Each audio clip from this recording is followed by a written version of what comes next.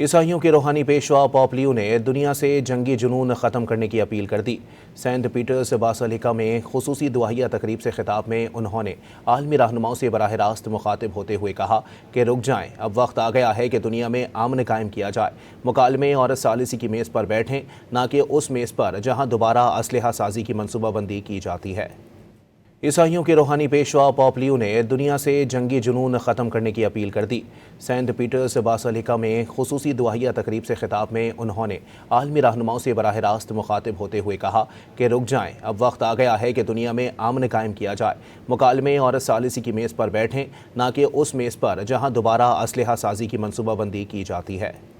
عیسائیوں کے روحانی پیشوا پوپ لیو نے دنیا سے جنگی جنون ختم کرنے کی اپیل کر دی۔ سینٹ پیٹرز باسیلیکا میں خصوصی دعائیہ تقریب سے خطاب میں انہوں نے عالمی رہنماؤں سے براہ راست مخاطب ہوتے ہوئے کہا کہ رک جائیں، اب وقت آ گیا ہے کہ دنیا میں امن قائم کیا جائے۔